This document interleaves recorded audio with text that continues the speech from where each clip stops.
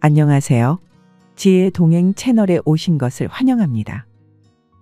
어떤 사람은 운이 좋아서 조금만 노력해도 큰 부자가 되고, 어떤 사람은 평생을 열심히 일해도 가난의 굴레에서 벗어나지 못합니다.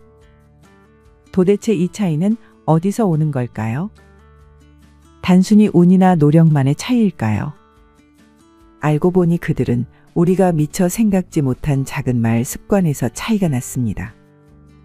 특히 인간관계에서 말 한마디를 어떻게 하는지가 성공을 가르는 큰 차이를 만든다는 걸 잘 알고 있죠. 그래서 오늘은 부자들이 공통으로 가지고 있는 5가지 비밀 말 습관에 관해 이야기 나누려고 합니다.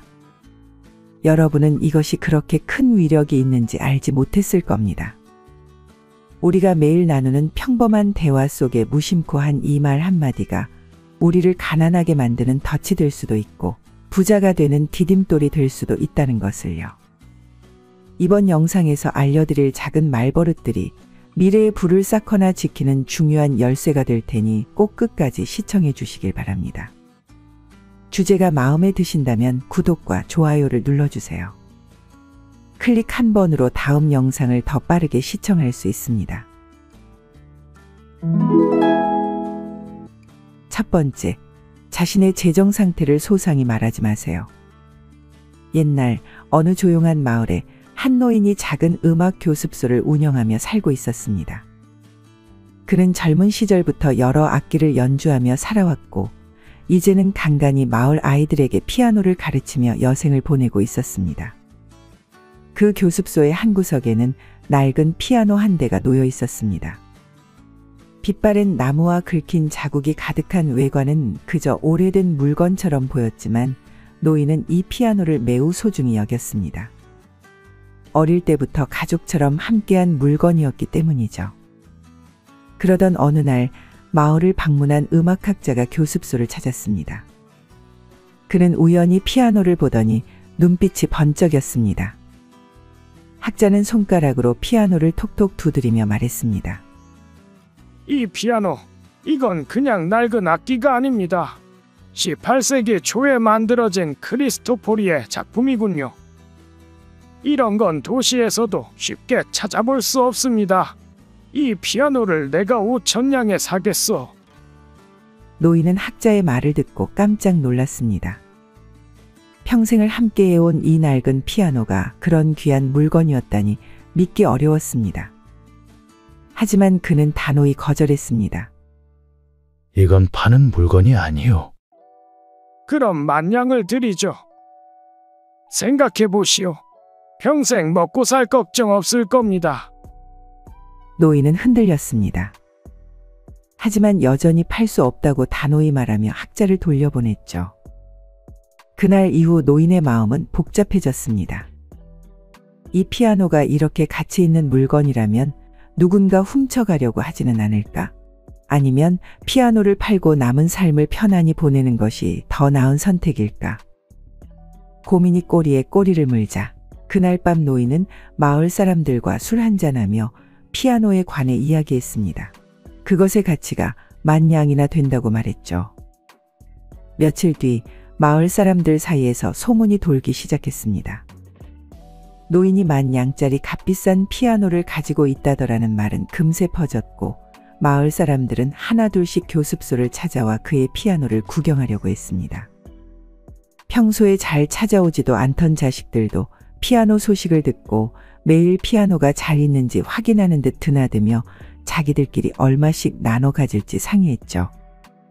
심지어 마을 사람 일부 중 몇몇은 노인에게 빚을 대신 갚아달라고 부탁하기도 했습니다. 노인은 점점 지쳐갔습니다. 더 이상 피아노를 연주하는 즐거움도 잃었고, 사람들의 시선과 요구는 그의 삶을 옥죄었습니다. 그러던 어느 날 노인은 사람들을 교습소로 불러 모았습니다. 그는 모두가 지켜보는 앞에서 피아노를 옮겨 큰 도끼를 들고 선언했습니다. 이 피아노가 내 삶을 망치고 있다오. 오늘 이 자리에서 이걸 없애겠소. 그는 도끼를 들어 피아노를 산산조각 냈습니다. 나무 파편과 부서진 건반이 사방에 흩어졌죠. 사람들은 경악하며 뒤로 물러섰고, 이후 다시는 피아노 이야기를 꺼내지 않았습니다. 하지만 진실은 따로 있었죠. 부순 피아노는 그가 만든 가짜였습니다. 노인은 이미 그 학자에게 피아노를 팔아넘기고 큰 돈을 손에 넣었습니다. 그는 그 돈으로 여생을 조용히 보내며 다시는 누군가에게 자신의 부를 드러내지 않았습니다. 이 이야기에서 노인은 마을 사람들에게 10,000냥짜리 피아노를 가지고 있다고 밝혔습니다. 그러자 자식들은 당연하다는 듯이 1,000냥을 어떻게 나눠 가질지 계산했고 주변 사람들도 자신이 진 빚이 1,000냥에 비하면 얼마 안 되니 이 정도는 도움을 받을 수 있지 않을까 하는 생각을 하게 되었죠. 이처럼 구체적인 금액이 언급되면 사람들은 자연스럽게 그에 맞춰 기대 심리를 갖게 됩니다. 실제로 살다 보면 가끔 자신의 수입을 구체적인 금액으로 공개하는 사람들을 만나게 되죠. 이런 경우 듣는 사람들은 자연스럽게 자신의 상황과 비교하게 되고 이를 기준으로 상대방을 평가하게 됩니다. 만약 상대방의 수입이 자신보다 높다면 뭔가를 기대하게 되고 반대로 낮다면 무시하거나 혹은 상대방이 나에게 무언가를 바라지 않을까 하는 불필요한 경계심이 생기기도 하는 것이죠. 물론 유튜브 같은 곳에서 30대의 월 수입 이만큼 벌어요라는 식의 콘텐츠를 종종 보실 수 있는데요. 이런 경우들은 대부분 본인의 강의나 상품을 홍보하기 위한 마케팅 전략인 경우가 많아서 예외로 하겠습니다. 또 타인이 수입을 물어볼 때도 있는데 현명한 사람들은 이럴 때 직장인 수준이에요. 또는 그럭저럭 먹고 살만해요. 라고 모호하게 답합니다. 이처럼 구체적인 금액 대신 적절히 모호한 표현을 사용하는 것이 자신을 보호하고 건강한 인간관계를 유지하는 지혜입니다. 두 번째, 부정적인 말을 줄여야 합니다. 재미있는 실험을 하나 해보겠습니다. 지금부터 원숭이를 떠올리지 마세요. 어떠신가요? 한 번 더 해보겠습니다. 지금부터 피라미드를 떠올리지 마세요. 생각하지 않으려 노력할수록 오히려 원숭이와 피라미드가 더 뚜렷하게 떠오르지 않으셨나요? 이 실험이 말해주는 것이 있습니다. 바로 인간의 뇌는 부정의 개념이 없다는 것입니다. 우리의 뇌는 하면 안 된다고 생각할수록 오히려 그것이 더욱 강조되는 효과가 나타나죠. 예를 들어볼까요? 누군가 발표를 앞둔 사람에게 긴장하지 마. 실수하면 안 돼. 라고 말하면 어떻게 될까요? 오히려 그 사람의 머릿속에는 자신이 긴장해서 실수하는 모습만 생각날 뿐입니다. 대신 편안하게 해봐. 라고 말한다면 차분히 발표하는 모습을 그릴 수 있겠죠. 실제로 부자들은 이런 심리를 비즈니스에 잘 활용합니다. 예를 들어 상대가 계약서를 검토할 때 조건이 별로인가요? 라고 묻는다면 상대는 자신에게 불리한 조항이 있는지 찾으려 할 것입니다. 반면 조건이 참 좋죠? 라는 식으로 긍정의 말을 넣는다면 상대방은 자신도 모르는 사이에 이 정도면 좋은 조건이구나 하며 받아들이게 되죠. 이처럼 말 한마디로 상대방의 인식을 긍정적으로 이끌어내는 것이 진정한 비즈니스의 기술일 것입니다. 생각이 말이 되고, 말이 행동이 되고, 행동이 습관이 되고, 습관이 성격이 되고, 성격이 운명이 되어 당신의 삶을 결정짓습니다.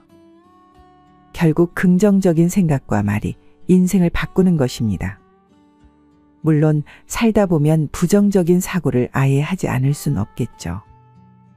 과거부터 인간의 뇌는 생존을 위해 부정적인 것들에 집중하도록 진화했기 때문입니다. 이것은 위험하니 안 돼. 저것은 먹으면 안 돼. 이런 식으로 말이죠. 만약 인간의 뇌가 부정 편향적이지 않았다면 천적이나 각종 위험으로부터 살아남지 못했을 것입니다. 하지만 오늘날 우리 사회에서는 이런 생존 본능이 그다지 필요하지 않게 되었습니다. 오히려 과도한 부정적 사고가 우리의 성공을 가로막는 걸림돌이 되고 있죠. 이제는 의식적으로라도 긍정적인 말을 많이 하려 노력해 보는 것이 어떨까요? 작은 말의 변화가 우리의 미래를 바꾸는 첫걸음이 될 수 있습니다. 특히 부정적인 말 중에 이 세 번째 말은 하지 않는 것이 좋습니다. 세 번째, 남 탓하지 마세요. 태어날 때 가난한 것은 잘못이 아니지만 죽을 때 가난한 것은 잘못이다. 이것은 빌 게이츠가 한 말입니다. 이 말이 우리에게 주는 의미는 무엇일까요? 제가 최근에 들은 실제 이야기로 한번 설명해 드리겠습니다. 동네 음식집을 하시는 두 분이 계셨어요. 한 분은 장사가 안 돼요. 요새 경기가 너무 안 좋아요. 라며 한숨만 쉬었습니다. 반면 다른 한 분은 이렇게 말씀하셨죠. 저도 처음엔 그랬어요. 근데 손님들 얘기를 들어보니까 우리 가게가 너무 어둡대요. 그래서 조명도 바꾸고 밝은 색으로 도배도 하니 이제는 잘 되네요. 같은 상황인데 접근법이 다르죠. 한 분은 세상 탓을 하고 다른 한 분은 해결책을 찾았습니다. 부자들의 특징을 보면 그들은 결코 환경을 탓하지 않습니다. 오히려 자신이 어떻게 하면 이 상황을 바꿀 수 있을지 고민하죠. 결국 가난뿐만이 아니라 우리가 지금 겪고 있는 상황 모두는 사실 우리의 선택의 결과입니다. 그걸 빌 게이츠의 말씀처럼 가난에 국한해서 얘기하면 돈이 없어서가 아니라 돈을 모으는 습관이 없어서이고, 운이 없어서가 아니라 기회를 못 알아봐서이고, 환경이 나빠서가 아니라 환경을 바꾸려는 노력을 안 해서라는 말이죠. 내가 어떻게 하면 이 상황을 이겨낼 수 있을까?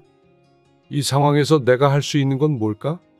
인생의 실마리는 바로 이처럼 문제 해결을 향한 생각에서 시작됩니다. 물론 질병이나 재해처럼 개인의 힘으로는 통제할 수 없는 상황들도 있을 수 있죠. 하지만 이럴 때 지혜로운 처세가 있습니다.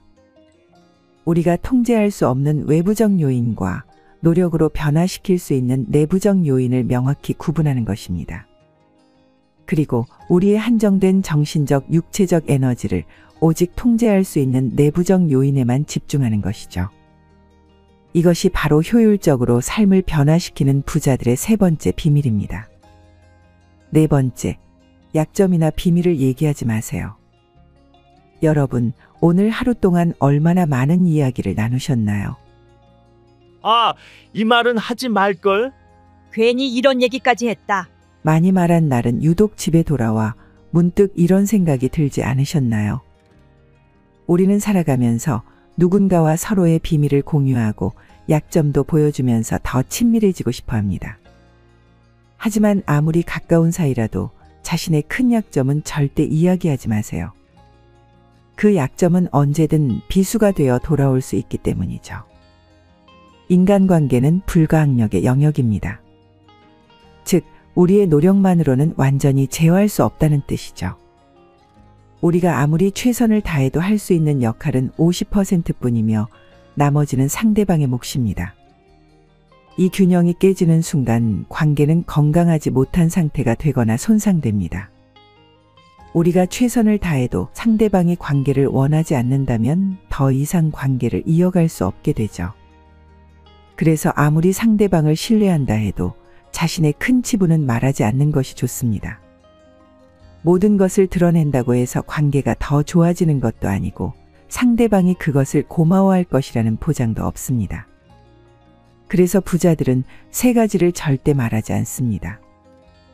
첫째는 자신의 비밀입니다. 둘째는 남의 비밀입니다. 이런 말들은 원하지 않는 일에 휘말릴 가능성을 높입니다.